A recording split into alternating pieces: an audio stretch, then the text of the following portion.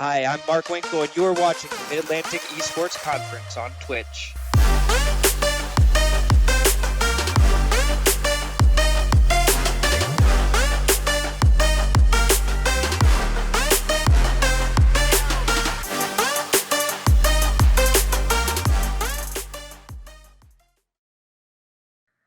All right, welcome everybody. I am your host, Rhea Sylvia, and today I get to talk to Mark Winkel, the head coach, esports head coach of Howard Community College. So welcome, Mark. Thank you so much for being here today. Thank you. It's a pleasure. How's your day going today? Doing great. Just another day getting ready to get some esports going. We're excited. We've got a great season going, and I just can't wait to see what we can get it going again today.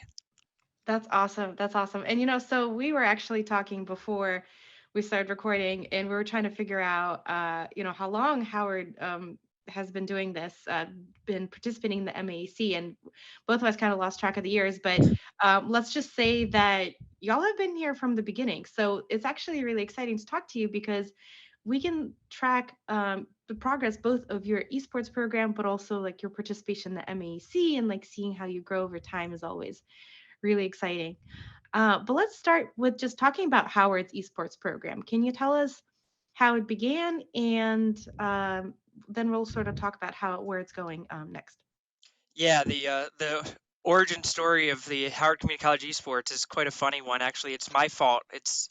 I just happened to bring up to my athletic director one day because I work in the athletics department at Howard, and I was like, "Hey, have you seen what's going on with this esports thing? Like, it's booming. It's this huge industry. It's coming out of nowhere.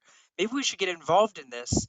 And my athletic director went to her boss, who went to her boss, and then somehow made it all the way up to the president. Did a little research, and the president was like, "Yep, we're gonna do it." And whoever it was that brought it up, yeah, he's gonna do it. He's gonna be in charge. Just tell him to take it over. You volunteered yourself, basically. You didn't Oh, even know it. I jumped in head first and didn't realize it. So yeah, and then it worked all the way back down that I was gonna get it started, and this was in March of 2020, right as COVID was hitting. hmm So it was actually perfect timing because all of my job responsibilities with the athletics department kind of withered away during COVID. So then allowed me to really put all of my focus and energy into starting up the esports program. We started entirely virtual and went almost basically a whole year just running the whole program virtually and doing it from remotely. And it was a it was a struggle at first. A lot of the guys who were playing together had never even met in person, didn't even know what each other looked like really. So that first year was just a kind of a mess. And then we're getting into year 3 now. We have our own esports room. We've got a beautiful workspace where we can really work together.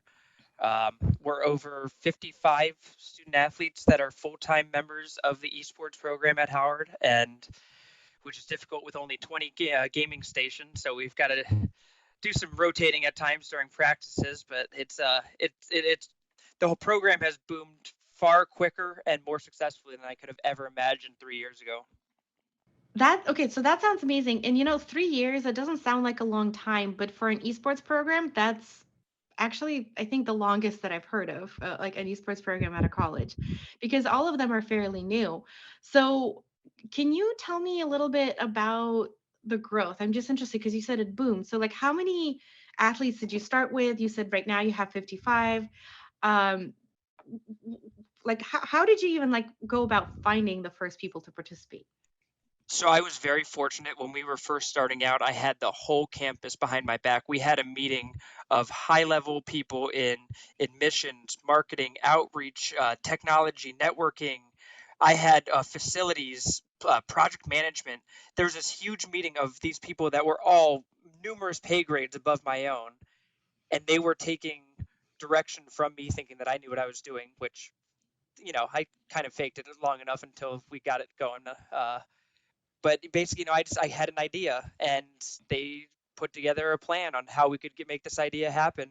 So we renovated a classroom, put in a huge investment into getting some, top of the line computers, getting what we need, and then from the marketing, from the admissions, they basically sent out a notice to every high school, graduating senior that year, saying, "Hey, Howard Community College has esports next year.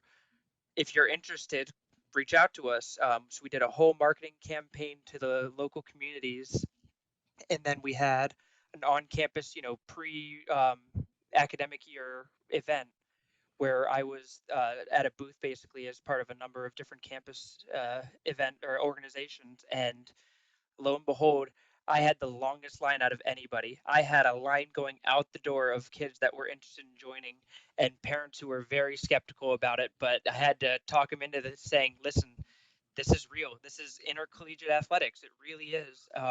We are taking this very seriously. We want to really put the commitment in. They are going to be treated like every other student athletes. They're going to be held to a higher standard than your normal student because there's eligibility requirements and all of this. And once that happened, it just everybody, between the parents, the doubters around campus who were like, hey, no, these are just kids playing video games. No, I got everybody to buy in and understand that this was something that was actually great for our campus. And from there, yeah, I mean, our first year, we probably had 20, maybe 25 full time over 3 games.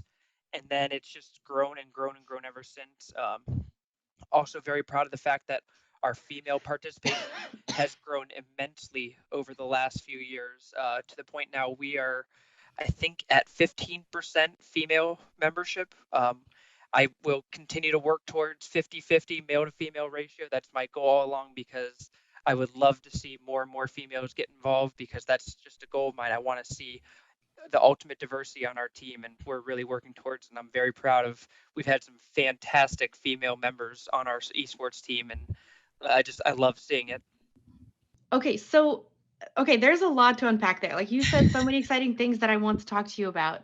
The first thing that actually that jumped out at me was the sending out the emails to all the high schools, because recruitment is something that I talk to other esports directors and coaches about over the course of these interviews, and I think that's a really interesting area. And some colleges are only just thinking about recruiting high schoolers, because most programs actually just started by sending maybe a campus-wide email saying like, hey, who's interested, or even just going to like a video game club, right, that was already on campus and being like, hey, you want you know turn this into a more official thing. So the fact that y'all started by sending an email to all the high schools around you is actually quite unique. So can you tell me more about that and whether you have sort of formalized or improved or basically changed your outreach in any way and how you do that type of recruiting now?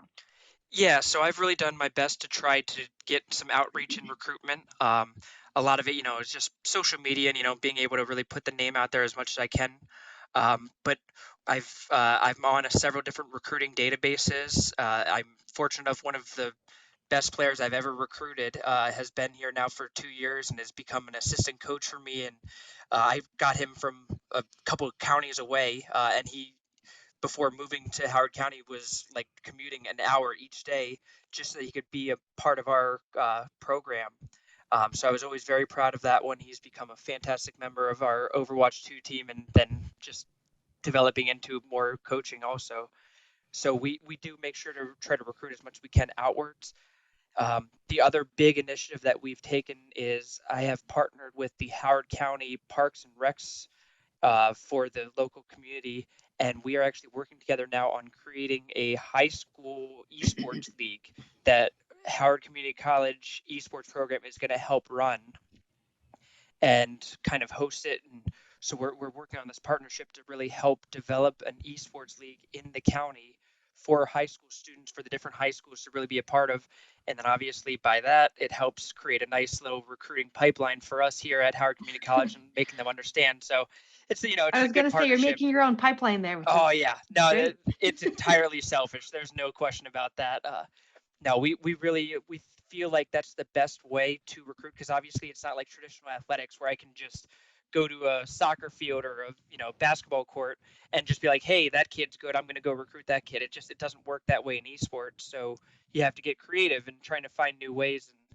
And I've tried to partner with some of the esports youth organizations around who have little teaching and training programs in the area and trying to see if we can create some partnerships there and just finding any way I can to get our brand out there to let them know that not only do we exist, but we are actually quite a successful program and a great option for any kid in the county and the neighboring counties, even outside of that, to come play for us. Actually, I'm proud to say we just got a kid who lives in New York who's committed to us and is going to start playing with us in the spring. So our recruiting reach is starting to extend out a little further every day. That's actually really impressive. New York is really far, especially for a community college. That's usually you get more of the local folks, so that is really impressive. That's awesome. Yeah, and I think that's really important. I know you said, like, it's entirely selfish creating this pipeline, but it's it's jumpstarting these esports programs in high schools, which are otherwise maybe a little more difficult to start. High schools maybe don't have the funding. They definitely don't have that type of focus. And it's strange to me, but it's true that there aren't that many esports programs or even clubs in high schools around the country right now. So the fact that universities, colleges are the ones that are reaching out and helping jumpstart those is, I think, important. So that definitely makes sense.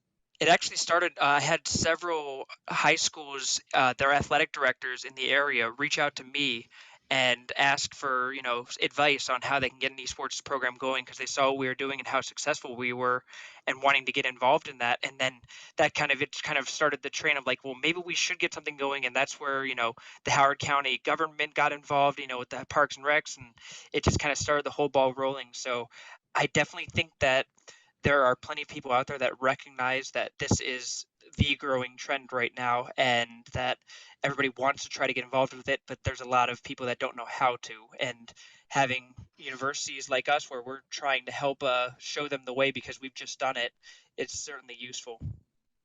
Absolutely, absolutely. Okay, moving to some other interesting tidbits that you gave me in a previous answer. Let's talk about diversity, because you mentioned that you have a 15% female participation in your program, which overall is low. Like you said, 50-50 is where we want to be, but comparatively high, right? Because if you look at like professional esports, female participation is, I think, around 2%, which is just devastatingly low. So 15 compared to that looks really good. So talk to us about what you have done. Like, have you put diversity at the forefront of your program? And if so, how do you do that, right? How do you make sure that women feel welcome and comfortable participating in your program? I put inclusion at the forefront of our program, and the diversity kind of just comes along with that. Hmm. So I'm not going out and just saying, "Hey, you're a diversity hire. I want you to come play for me." That's not what it's about. It's about making Hmm. everybody feel included, everybody feel welcome, everybody feel safe. It doesn't matter what your background is. It's about making sure that anybody that wants to be a part of the program, that wants to be committed to it, that follows our code of ethics, is able to have a place where they can be a part of the program. And because of that, it has allowed a lot of people who might have not otherwise felt like they could be a part of it feel welcome. Um, and from what I have heard, talking to several females, that is one concern that they have had in other programs and even in our program initially, where they didn't realize how we did things. They were concerned that, esports is typically very male dominated. It's going to have, that toxicity that is sometimes very prevalent in esports, and understanding that our program doesn't stand for that. Our program does not stand for toxicity in any way, shape, or form. That I hold everyone in our program very accountable to make sure that we are treating everybody with respect. Every single person, doesn't matter if they treat you with respect or not, we are treating them with respect. And I think that because of that, we have be able to make an environment that everybody feels welcome in, and that has allowed a lot of really strong female esports players to feel comfortable being a part of our program and helping elevate us even more. That's incredible, and if you don't mind, I'd like to delve into a little bit of detail, just because there are so many programs out there, and not just esports programs, like, any club you name it, sort of says, oh, well, we treat everybody with respect. But it's like, it's just a statement, right? Like they maybe put it on their website, but they don't really put any kind of policies or actions behind it. And so it's sort of on paper looks like they're inclusive and welcoming to everybody, but then when you look at who's actually participating in the club, it's actually quite exclusive. So if you don't mind sharing with us, what are some of the specific tools or actions that you take? Because I mean, obviously, it sounds like you do to reach that 15%. Like I said, is impressive, right, in the esports space. So you y'all have the statement of inclusivity and treating everybody with respect. What does that look like in practice? Do y'all have trainings about like interpersonal communication or specific check-ins with different group members or coaches, for example? Like what does it look like in practice? Well, first of all, it just starts with we do have a code of ethics that I share with everybody that comes around and make sure that they know that these matter. These matter very much. Secondly, it goes to, yeah, I've had to put in some, I guess you want to call it punishments or reprimands for when there are situations of not respecting everybody in the program or even, involving in the leagues that we're around. And if there is a situation, the student athletes in my program know very well that if they get out of line, as they like to call me, Director Winkle is coming after you. Because, again, we were talking about this a little beforehand. I'm not really a coach in the traditional aspect because every single one of my student athletes can whoop my butt in every single game we play. There is no question about it. It is not a secret. So what I bring to the table is more of a director atmosphere of making sure that everybody understands what we're all trying to work towards and not just winning a single game. It's about having a program that we can all be proud of, we can all be a part of. I have to give a big shout out to Black Mamba from our first year on our Overwatch program. She was a starter on our Overwatch team, and she was really just the trendsetter of, kind of, showing the boys that she can hang, and she was just one of our best players, and it kind of helped set the tone for what the program was going to be able to offer, and showing that we do have at least that one female that could just dominate when she needed to and really be a productive member. And then next year we had a couple more. This year we have even more than that, and it's just sort of helped growing the trend. But uh, it's nice. It was really fortunate for me that we had that one player who just helped be that trendsetter for us and helped pave the way for all the females that have come past beyond her to show that yeah we are really opening with open arms anybody that wants to come in. We're going to give you every opportunity. We're going to make you feel like you can play here. And honestly, since then, we've had no issues, especially with female, in any females feeling uncomfortable, at least to my knowledge. And if there was anything to my knowledge, it was handled immediately and hasn't been an issue since. But I think I'm also just lucky enough that I've had a program of really great student athletes.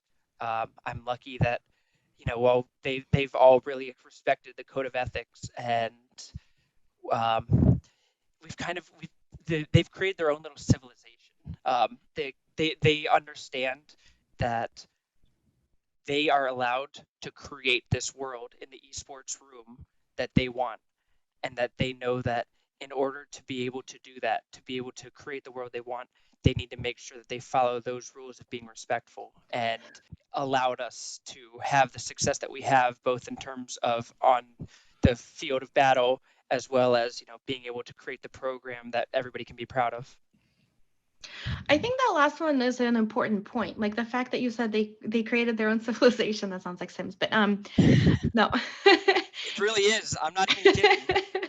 No, but when students or whoever or the participants of a club or a team are, when they feel that ownership, that's when things really take off, right? Because the top down approach is really important. Like you said, the code of ethics is important. The fact that the reprimand is immediate is important. But the fact that the students don't feel excluded, like the rules are top down, but the students like take them on and take ownership of that, and then create that culture and carry it on, I think is really important. So it's really special that you were able to build that. And Big shout out to Black Mamba. She sounds amazing. She I did. is. She transferred over to Towson University and really making a great life for herself. But again, she will always be one that I will never forget her. She made a huge difference in our program. That's amazing. I do think it's important to mention though that let female players make mistakes, because I think there is this idea, misconception, I will say, that some male athletes have, especially in esports, that like, well, okay, yeah, we can have female players as long as they're really good. And, that's not realistic, because even the best players make mistakes. Like, I know you said you're not an esports guy, so I'm not going to get into details about too many games. But the League of Legends World Championship finals just happened. And, Faker is like the greatest player of all time. And you know what? He didn't do that great in the finals. So I think that's really important, because it's important to let female players say it's okay if you make mistakes, right? You can't expect perfectionism from somebody, and unfortunately, I think that's what happens to female players in these spaces, is that like basically they're welcomed as long as they can dominate, right? But if they have a bad day or a bad season or what have you, um, they might be pushed out. So I think it's really important to support women in those times when they do make mistakes, with the coaching and saying like, hey, we all make mistakes. Like, let's practice this one thing or what have you. First of all, I will have you know I did watch the League of Legends Okay. Worlds. By Okay. the way, I did watch it. It was an amazing series to watch. It was. Goodness, it was like 5 hours long, but it was worth every second to watch it. Um, Yeah. but yes, I agree with you. And I guess for me, the biggest thing is that understanding that everybody is different, Mhm. understanding that each person that is in our program is an individual. They have their own individual way of how they're best motivated, how they are best trained, how they are best able to get better. But at the same time, making sure that everybody understands that there is equal treatment, while also understanding that, wanting to treat everybody individually the way that they're going to make the best version of themselves, but understanding also that there is nobody that is more important than anybody else in our program. We are all there to try to go again towards the same goal of creating this program, this environment that we all want to be a part of. But yeah, and I'm fortunate enough where, yes, we have had some very talented females. We've also had some females that just want to be a part of the esports program. They just have a love for esports and wanting to be a part of it. And we have, uh, at least in my estimation, really done a great job of creating an environment where anybody who, no matter what the skill level is, they have a role on this team that they can play. If they want to be on a practice squad, an academy team, if they want to be in some other role, if they want to just be in there and be a part of it and practice with the team, but without really wanting to be a professional esports player someday, that's okay, as long as you follow the rules that we have in the room, and just wanting to really dedicate yourself to doing a great job and just getting better, because that's what we all want to see. We just want to see everybody get better every day. And it's been great because we've had a program where we can be proud of it. And like I said, we've got several female starters on teams now where they are just dominating. We also have the females who are just helping to motivate their teammates to do better and to be a part of a fun program. That's actually a great segue, because that's what I wanted to ask you about next. Because you mentioned we want everybody who wants to participate to be able to participate. And I think that's great, because I know that some universities just don't have the funding to be able to accommodate all levels of play. And, they'll sort of have to prioritize and maybe focus only on the competitive teams. So that sounds amazing that your program allows to, for anyone to participate. What does that look like? Do you have like tryouts for the competitive teams and then maybe like club teams? um yeah, what does that look like? So at the beginning of the year, we try to just get as many people that are interested as we can, and get them all in. We have them, go through all the eligibility, the initial meetings, all that, and we just basically start. If we have enough, we'll do in houses and just do some in-house scrimmages and kind of see everybody matches up. We'll set up some scrimmages against other schools, and yeah, we kind of, there's not like an exact, all right, this is the tryout date, this day is the one that's going to decide who are the starters for the whole season. It's an ongoing process for us. Okay. So we try to get an idea of who is really going to be committed to the team. we have those players added on our official roster, whatever. But then from there, it's just a constant process of trying to figure out who is trying to get better, who is the best starting five, depending on the game that we have, who's putting in the dedication, the time, who works well with each other. And it's never just a cut and dry, day one tryouts and that's it. Hmm. It's constantly, we try to always analyze within what's the best we can do for our program. We do constant in-house scrimmages. Usually, once a week or so, we'll try to per game. We'll try to do in-house scrimmages. Sometimes we even pull players from like other of the games and be like, all right, we're gonna do Valorant scrims. So let's get some of the Overwatch players in, and we'll just have some fun scrims, and that way we can kind of see where everybody's at, and it helps keep things fun and exciting, and helps really build the team morale. Everybody, it's just it's fun just competing against each other and really just bringing the best out of each other, the fun trash talk and all that, but understanding that we are all just one big team. Never before, and this is our third year, so it's not like there's a huge way back, but this year in particular, the different members of the different games have come together more than ever, and everybody in the program basically knows each other. Yeah, I know, like I said, we've got 50 some people on the program. They all know each other. They all love each other. They go out to get dinners together all the time. They'll bum rides and go do ever. A couple of them went to homecoming over the weekend together. Like it's really it's just like I said. I keep going back to it. It's a civilization on their own. They have created their own little niche inside the college that is theirs, and it's a beautiful thing just watching them all together. And like I said, trying to always evolve. We're always trying to evolve, always trying to find ways to get better, and we do it together. Your program sounds amazing. Like I want to jump in, to be honest with you. Do you have eligibility? Come on. Well, I'm not a college student, so probably not. Tell me, sorry, I know I just want to keep talking to you about the program because it's so amazing. We haven't even talked about the MAC yet, but I just want to ask, are there other parts to your program, or maybe are you thinking of adding other parts to your program? For example, so obviously there are, the teams and the competition teams, and they go out and compete.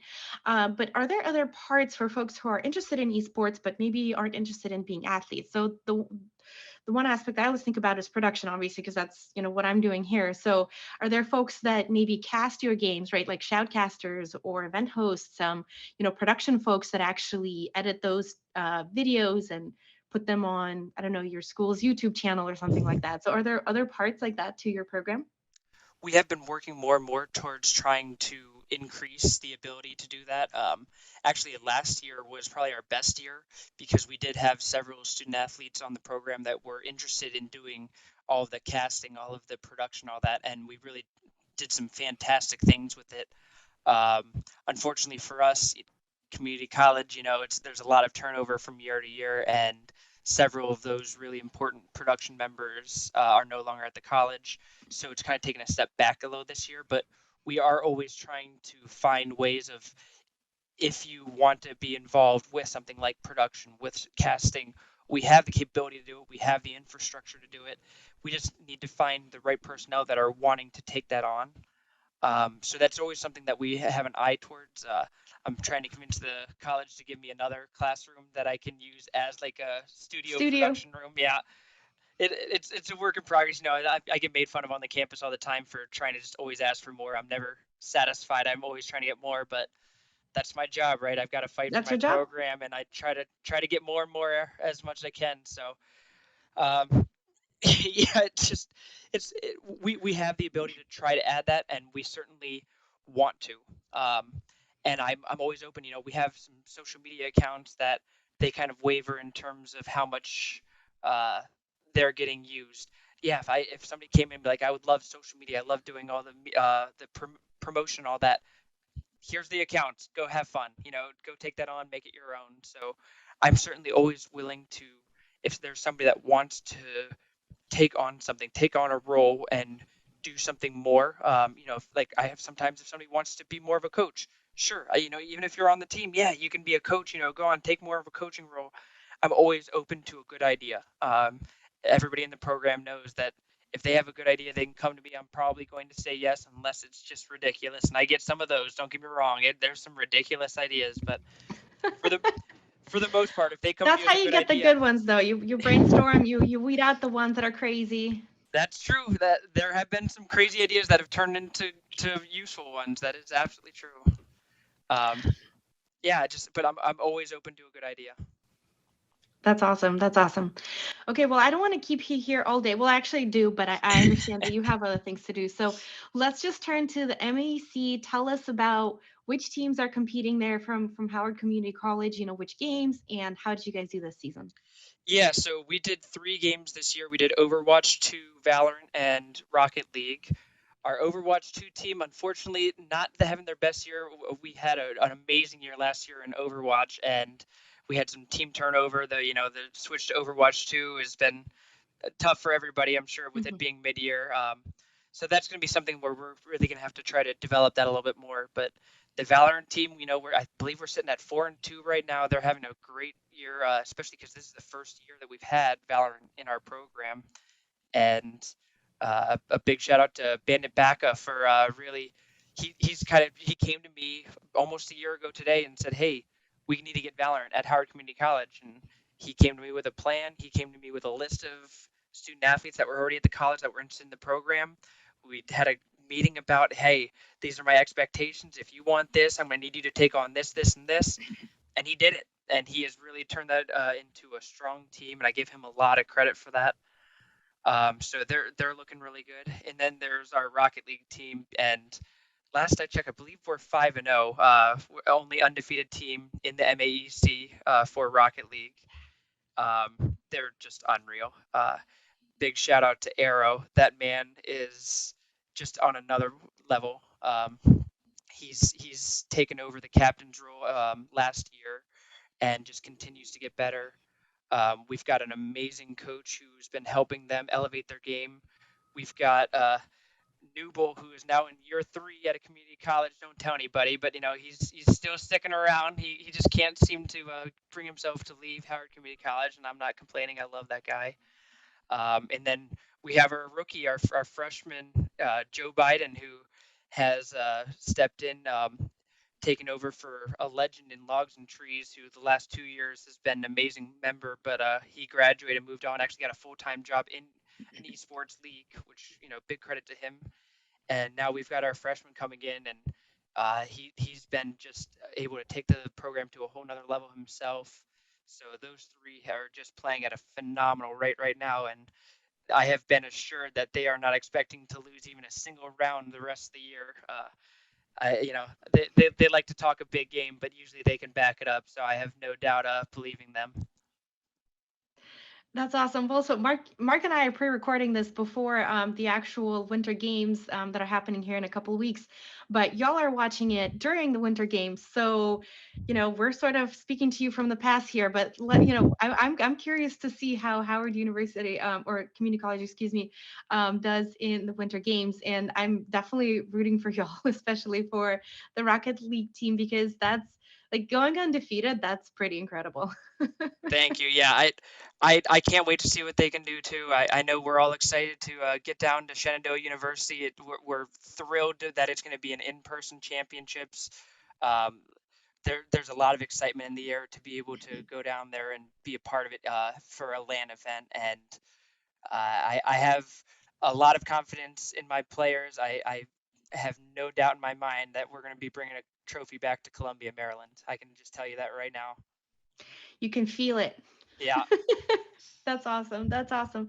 Well, Mark, thank you so much for speaking with me today. It's been incredible. And your program sounds incredible. So, folks who are listening, especially if you're high schoolers, definitely look up Howard Community College. Their esports program is its own universe and it sounds amazing, like to be a part of it. So definitely look into it. But Mark, thank you so much for being here today with us. Thank you so much. I appreciate it.